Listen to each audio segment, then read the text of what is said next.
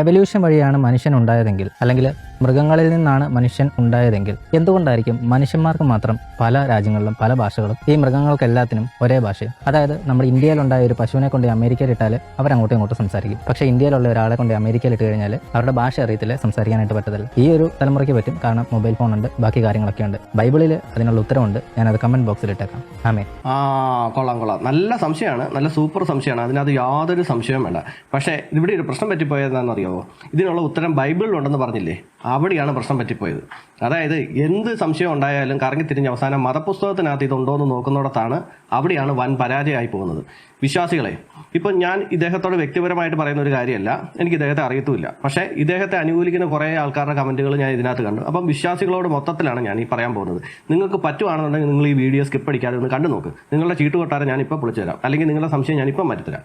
ഇപ്പം നമുക്കൊരു പരീക്ഷണത്തിൽ തുടങ്ങാം. ഭാഷയാണല്ലോ പ്രശ്നം. അപ്പം ഈ പരീക്ഷണം എന്ന് പറഞ്ഞാൽ 2 മനുഷ്യക്കുട്ടികളെ വെച്ചിട്ടുള്ള പരീക്ഷണമാണ്. നമ്മുടെ ഇപ്പോഴത്തെ ഈ കാലഘട്ടത്തിൽ ഒരിക്കലും നടക്കില്ലാത്ത ഒരു പരീക്ഷണമാണ്. ചുമ്മാ നമ്മൾ ഈ പരീക്ഷണം നടത്തുന്നത് ചുമ്മാ ജസ്റ്റ് ഒന്ന് വിചാരിക്കുക. നമ്മളൊരു ലാബ് ക്രിയേറ്റ് ചെയ്യുക. ഈ ലാബ് എന്ന് പറഞ്ഞാൽ ഒരു 5-6 ഏക്കർ സ്ഥലത്തിനകത്താണെന്ന് കൂട്ടിക്കും. ഈ 5-6 ഏക്കർ സ്ഥലത്തിനകത്ത് നമ്മൾ മരങ്ങൾ, വെള്ളമുണ്ട്, പിന്നെ ഒരു മനുഷ്യന് സർവൈവ് ചെയ്യാൻ പറ്റിയ കാര്യങ്ങൾ എല്ലാം ഉണ്ടെന്ന് വെച്ചു. ഈ ലാബിലേക്ക് തിരിച്ചറിവില്ലാത്ത ഒരു ആൺകുട്ടിയെയും പെൺകുട്ടിയെയും നമ്മൾ കൊണ്ടിടുകയാണ്. അതായത് പൊടിക്കുഞ്ഞുങ്ങളെ കൊണ്ടിട്ടെന്ന് വെച്ചു. അതെങ്ങനെയാണ് ഏതാണെന്നൊന്നും നിങ്ങൾ അതിനെക്കുറിച്ച് കാട് കയറി ചിന്തിക്കേണ്ട. നമ്മൾ ജസ്റ്റ് ഒരു പരീക്ഷണമാണ്. ഈ 2 കുട്ടികളെ അവിടെ കൊണ്ട് ഇടുകയാണ്. അതിനുശേഷം ഇവർക്ക് ആവശ്യമായിട്ടുള്ള വെള്ളവും ഭക്ഷണമൊക്കെ നമ്മളവിടെ എത്തിക്കുകയാണ്. ഇവർ പോലും അറിയാതെ നമ്മൾ എത്തിക്കുകയാണ്. ഇങ്ങനെ പുറം ലോകം എന്ന് പറഞ്ഞൊരു സാധനം ഉണ്ടെന്ന് പോലും അവർക്കറിയത്തില്ല. ഇങ്ങനെ വേറെ മനുഷ്യന്മാരുണ്ടെന്ന് അവർക്കറിയത്തില്ല. ഒന്നും അറിയത്തില്ല. മനുഷ്യനുമായിട്ട് യാതൊരു ബന്ധവുമില്ല. ഒരു 10-25 കൊല്ലം കഴിയുമ്പോഴത്തേക്കും ഇവരെങ്ങനെയാണ് നടക്കുന്നത്, എങ്ങനെയാണ് ആഹാരം കഴിക്കുന്നത്, ഇവരെങ്ങനെയാണ് അങ്ങോട്ടും ഇങ്ങോട്ടും കമ്മ്യൂണിക്കേറ്റ് ചെയ്യുന്നതെന്ന് വല്ല പിടിയും ഉണ്ടായിരിക്കുമോ? ഒരുപക്ഷെ ഇവർ നടക്കുന്നത് നമ്മളെപ്പോലെ ആയിരിക്കത്തില്ല, ആഹാരം കഴിക്കുന്നത് നമ്മളെപ്പോലെ ആയിരിക്കത്തില്ല, വെള്ളം കുടിക്കുന്നത് തന്നെ മറ്റൊരു രീതിയിലായിരിക്കാം. എന്തിന് ഇവർ പരസ്പരം ആശയവിനിമയം നടത്തുന്നത് തന്നെ വളരെ വ്യത്യാസമായിട്ടുള്ള രീതിയിലായിരിക്കാം. ചില സിഗ്നലുകളായിരിക്കാം, ചില ആംഗ്യങ്ങളായിരിക്കാം, അങ്ങനെയായിരിക്കാം. ഇനി ഇതേ പരീക്ഷണം അമേരിക്കയിൽ നടത്തിയെന്നും വിചാരിക്കുക. അവിടെ ഇതുപോലെ തന്നെ ഒരു ആൺകുട്ടിയും പെൺകുട്ടിയും വെച്ചിട്ട് അവരും പരീക്ഷണം നടത്തിയെന്ന് വെച്ചാൽ, ഞാൻ ഇപ്പോൾ പറഞ്ഞ ഈ പരീക്ഷണം നമ്മുടെ കേരളത്തിൽ നടക്കുന്ന ഒരു പരീക്ഷണം. ഇതിനുശേഷം അവിടെ 25 വർഷമായി, നമ്മുടെ ഇവിടെ 25 വർഷമായി. ഇനി ഇവരെ രണ്ടുപേരെയും മൊത്തം 4 പേരെ ഇവരെ ഒന്നിച്ച് പൊതുവായിട്ട് മറ്റൊരു ലാബിലോട്ട് കൊണ്ടുവിട്ടെന്ന് വിചാരിക്കുക. ഇവർ കാണുമ്പോഴത്തേക്കുള്ള ഒരു സിറ്റുവേഷൻ എന്തായിരിക്കും ഒന്ന് ആലോചിച്ച് നോക്കിയേ. ചിലപ്പം പരസ്പരം ആക്രമിക്കാൻ സാധ്യതയുണ്ട്. 2 പേർക്ക് ഇണയുണ്ടേ, ഇണയുടെ പേര് ചിലപ്പോൾ ആക്രമിക്കാൻ സാധ്യതയുണ്ട്. ചിലപ്പോൾ വന്ന് അടുത്ത് നിന്ന് നോക്കാം, മണത്ത് നോക്കാം, മറ്റെന്തെങ്കിലും സിഗ്നലുകൾ അങ്ങോട്ടും ഇങ്ങോട്ടും കൈമാറിയെന്നിരിക്കാം. ശത്രു അല്ലെന്ന് മനസ്സിലായതിനു ശേഷം ഇവർ ഒന്നിച്ച് ജീവിച്ചെന്നിരിക്കാം. ഇവർക്ക് പരസ്പരം കമ്മ്യൂണിക്കേറ്റ് ചെയ്യാണ്ട് മറ്റൊരു ഭാഷ തന്നെ ഇനി അവിടെ ഉണ്ടായെന്നിരിക്കാം. ഇങ്ങനെ ഒരുപാട് കാര്യങ്ങൾ അവിടെ സംഭവിക്കാൻ സാധ്യതയുണ്ട്, അല്ലേ? ഇത് തന്നെയാണ് ഇപ്പോഴും ഈ മൃഗങ്ങൾ ചെയ്തുകൊണ്ടിരിക്കുന്നത്. മനുഷ്യനെ സംബന്ധിച്ച് അവൻ്റെ തലച്ചോറിന് ഒരുപാട് പ്രത്യേകതകളുണ്ട്. അവൻ്റെ വോക്കൽ കോഡിന് തന്നെ വ്യത്യാസമുണ്ട്. മൃഗങ്ങളെ അപേക്ഷിച്ച് ഒരുപാട് തരത്തിലുള്ള ശബ്ദങ്ങൾ പുറപ്പെടുവിക്കാൻ അവന് സാധിക്കും. നമ്മളിപ്പോൾ ഈ സംസാരിക്കുമ്പോൾ ഇതൊരു ഭാഷയായിട്ട് നമുക്ക് തോന്നുന്നതാണ്. ശരിക്കും പറഞ്ഞാൽ പല ശബ്ദങ്ങൾ നമ്മളിങ്ങനെ പുറപ്പെടുവിക്കുന്നതാണ്. അതൊക്കെ മനസ്സിലാക്കണം എന്നുണ്ടെങ്കിൽ നിങ്ങൾ ആദ്യം ഈ മതപുസ്തകത്തിനകത്തുനിന്ന് പുറത്തോട്ട് വരിക, എന്നിട്ട് സ്വയമായിട്ടൊന്ന് ചിന്തിച്ച് നോക്കുക, അല്ലെങ്കിൽ ഇൻ്റർനെറ്റിലൊന്ന് പരിധി നോക്കുക. അങ്ങനെ നോക്കുമ്പോഴത്തേക്കാണ് ഇതൊക്കെ മനസ്സിലാക്കുന്നത്. ഇനിയും മനസ്സിലായിട്ടില്ലെങ്കിൽ നമ്മുടെ ഇപ്പോഴത്തെ ഈ കാലഘട്ടത്തിൽ ഇരുന്നുകൊണ്ട് തന്നെ ഞാനൊരു ഉദാഹരണം പറഞ്ഞുതരാം. ഈ സംസാര ഭാഷയാണല്ലോ പ്രശ്നം. ഈ സംസാര ഭാഷ അങ്ങോട്ട് ഒഴിവാക്കാം. ഈ സംസാര ഭാഷ ഇല്ലാതെ ഇവിടെ ഇരിക്കുന്ന ഒരു വ്യക്തി അമേരിക്കയിൽ ചെല്ലുക. അമേരിക്കയിൽ ചെന്ന് കഴിഞ്ഞാൽ ഈ സംസാര ഭാഷ ഇല്ലാതെ ആംഗ്യ ഭാഷയിലൂടെ എന്തെല്ലാം കാര്യങ്ങൾ നമുക്ക് മനസ്സിലാക്കി കൊടുക്കാൻ സാധിക്കും. ദാഹിക്കുന്നെന്ന് പറയാൻ സാധിക്കും, ഇല്ലേ? വിശക്കുന്നു എന്ന് പറയാൻ പറ്റും, പല രീതിയിൽ പറയാൻ പറ്റും. നമുക്ക് അയാളോട് ദേഷ്യമാണെന്ന് നമുക്ക് കണ്ടുകൊണ്ടും ഒക്കെ കാണിക്കാൻ പറ്റും, ഇല്ലേ? പ്രണയമാണെന്ന് കാണിക്കാൻ പറ്റും.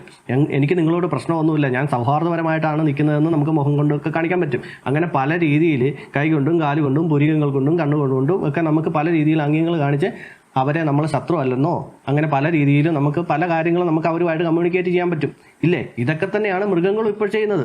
അവരുടെ തലച്ചോറ് മറ്റൊരു രീതിയിലായതുകൊണ്ട് അവരിപ്പോഴും ആ ലെവലിൽ തന്നെ നിൽക്കുന്നു, ഏത് ഭാഷാപരമായിട്ട്. അതേസമയം നമ്മളാണെങ്കിലോ ടെക്നോളജി പരമായിട്ടും ഭാഷാപരമായിട്ടും ഒരുപാട് മുന്നേറി. അതെന്തുകൊണ്ടാണെന്ന് ചോദിച്ചു കഴിഞ്ഞാൽ മറ്റ് ജീവജാലങ്ങളെ അപേക്ഷിച്ച് മനുഷ്യൻ്റെ തലച്ചോറിന് പ്രത്യേകതകളുള്ളതുകൊണ്ട് അതുകൊണ്ടാണല്ലോ അവൻ ഈ ഭൂമി അടക്കി വാഴുന്നത്. വേണമെങ്കിൽ നശിപ്പിക്കുന്നെന്നും പറയാം. പിന്നെ ഈ മതവിശ്വാസികളെ സംബന്ധിച്ചുള്ള അവരുടെ ഏറ്റവും വലിയൊരു നെഗറ്റീവാണ്, അവർക്ക് ഇങ്ങനെ ഒരു സംശയം വന്നു കഴിഞ്ഞാൽ അവർ പോയി അവരുടെ മതപുസ്തകത്തിൽ നോക്കും.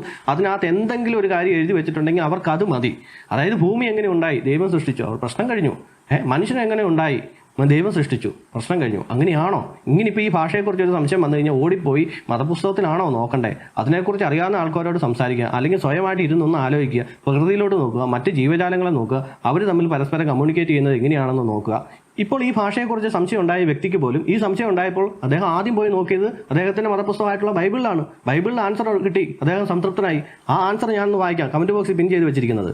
നമുക്ക് ഇറങ്ങിച്ചെന്ന് അവരുടെ ഭാഷ പരസ്പരം ഗ്രഹിക്കാനാവാത്ത വിധം ഭിന്നിപ്പിക്കാം. അങ്ങനെ കർത്താവ് അവരെ ഭൂമുഖത്തെല്ലാം ചിതറിച്ചു. അവർ പട്ടണം പണി ഉപേക്ഷിച്ചു. ഉൽപ്പത്തി 11:7-8. ബാബേൽ ഗോപുരം പണിത മനുഷ്യർ ദൈവത്തിനെതിരെ ഒന്നിച്ചു നിന്ന് അഹങ്കരിക്കാൻ തുടങ്ങിയപ്പോഴാണ് ദൈവം അവരുടെ ഭാഷകൾ അന്യോന്യം മനസ്സിലാക്കാത്ത വിധം മാറ്റിക്കളഞ്ഞത്.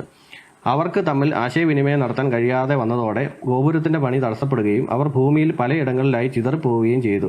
മനുഷ്യർ ലോകം മുഴുവൻ വ്യാപിക്കണമെന്ന ദൈവത്തിന്റെ യഥാർത്ഥ ലക്ഷ്യം ഇതിലൂടെ നിറവേറുകയായിരുന്നു. ഇതൊക്കെയാണ് പ്രശ്നം. ഇങ്ങനെ ഒരു ആൻസർ കിട്ടിക്കഴിഞ്ഞാൽ ഇവർ സംതൃപ്തരായി. അതാണ് ഈ പ്രശ്നം. ശരിക്കും പറഞ്ഞാൽ ചിന്തിക്കുന്ന ഒരു വ്യക്തിയാണെന്നുണ്ടെങ്കിൽ അത് മതിയാവോ? അവൻ കുറച്ചും കൂടെ കാട് കയറി ചിന്തിക്കും. ഇവരുടെ ചിന്താശേഷി ഇവിടെ കൊണ്ട് തീർന്നു. ഇന്ന പറഞ്ഞ പോലെ എൻ്റെ ദൈവം ഇങ്ങനെ പറഞ്ഞു, ഞാനത് വിശ്വസിക്കുന്നു, എൻ്റെ പുസ്തകത്തിൽ ഇങ്ങനെ എഴുതി വെച്ചിരിക്കുന്നു. ഇതിനപ്പുറത്തേക്ക് ഒരു ചിന്താഗതിയേ ഇല്ല.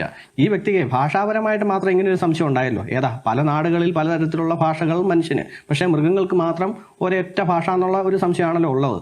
പക്ഷേ തുടർന്ന് ഇതുപോലെ തന്നെ ഒരു സംശയം കൂടെ വരുമായിരുന്നെങ്കിൽ നല്ലതാണെന്നാണ് ഞാൻ ആലോചിക്കുന്നത്. അതേത് സംശയമാണെന്നോ? അതായത് ഇതുപോലെ തന്നെ പല നാടുകളിൽ പലതരത്തിലുള്ള മനുഷ്യർ, പലതരത്തിലുള്ള ദൈവങ്ങൾ, പലതരത്തിലുള്ള ആരാധനാലയങ്ങൾ, പലതരത്തിലുള്ള മതങ്ങൾ, പലതരത്തിലുള്ള ജാതികൾ. മനുഷ്യന് മാത്രം എന്താ ഇങ്ങനെ പലതരത്തിലുള്ള ഇങ്ങനെയുള്ള കാര്യങ്ങൾ? മൃഗങ്ങൾക്കൊക്കെ എന്തുകൊണ്ടാണ് ഈ ദൈവങ്ങളും ആരാധനാലയങ്ങളും അല്ലെങ്കിൽ മതവും ഒന്നും ഇല്ലാത്തതെന്ന് ഒന്ന് സംശയം വരുമായിരുന്നെങ്കിലേ നല്ലതായിരുന്നു. പക്ഷെ അങ്ങനെ ഒരു സംശയം വരത്തില്ലല്ലോ. അങ്ങനെ ഒരു സംശയം വന്നു കഴിഞ്ഞാൽ കഴിഞ്ഞില്ലേ ദൈവവിശ്വാസം? ഓ ഇല്ല, കഴിയത്തില്ല. മതം തലയ്ക്ക് പിടിച്ച ആൾക്കാരുടെ ദൈവവിശ്വാസം അങ്ങനെയൊന്നും തകരത്തില്ല. അവർ നേരെ അവരുടെ മതപുസ്തകത്തിലേക്ക് വീണ്ടും ഓടും. അതിനകത്തുനിന്ന് എന്തെങ്കിലും വാക്യങ്ങളോ അങ്ങനെ എന്തെങ്കിലും ഉണ്ടോ എന്ന് തപ്പിയെടുത്തുകൊണ്ട് വന്നിട്ട് അവർ വീണ്ടും ആശ്വസിക്കും. പിന്നെ 24 മണിക്കൂർ എൻ്റെ മതം മാത്രമാണ് ശ്രേഷ്ഠം, ഞാൻ വിശ്വസിക്കുന്ന ദൈവം മാത്രമാണ് ഈ ലോകത്തെ നിയന്ത്രിക്കുന്നത്, അവനാണ് ഏറ്റവും വലിയവനെന്ന് വിശ്വസിക്കുന്നവരോട് എനിക്ക് ഒന്നേ പറയാനുള്ളൂ. നിങ്ങളിന്ന് ഈ മതത്തിൽ വിശ്വസിക്കുന്നത് എന്തുകൊണ്ടാണ്? നിങ്ങൾ ആ മതം ഫോളോ ചെയ്യുന്ന കുടുംബത്തിൽ ജനിച്ചതുകൊണ്ട് അല്ലേ? മറിച്ച് നിങ്ങൾ മറ്റേതെങ്കിലും മതം വിശ്വസിക്കുന്ന വീട്ടിലാണ് ജനിച്ചിരുന്നെങ്കിൽ നിങ്ങൾ ആ മതത്തെ പൊക്കി പിടിച്ച് നടന്നേനെ. സിമ്പിളായിട്ട് പറഞ്ഞു കഴിഞ്ഞാൽ ഒരു നേഴ്സ് വിചാരിച്ചിരുന്നെങ്കിൽ നിങ്ങൾ ഇള്ളാക്കുഞ്ഞായിട്ട് തൊട്ടിൽ കിടക്കുമ്പോഴത്തേക്കും ഈ തൊട്ടിലിൽ നിന്നെടുത്ത് അപ്പുറത്തെ തൊട്ടിലോട്ട് മാറ്റി വെച്ചിരുന്നെങ്കിൽ അത് മറ്റേതെങ്കിലും മതവിശ്വാസം പിന്തുടരുന്ന ഒരു കുടുംബത്തിലാണെന്നുണ്ടെങ്കിൽ നിങ്ങൾ ആ മതത്തെയും പൊക്കി പിടിച്ച് നടന്നേനെ. ഇത്രയേ ഉള്ളൂ നിങ്ങളുടെ മതവിശ്വാസം എന്ന് പറഞ്ഞു കഴിഞ്ഞാൽ.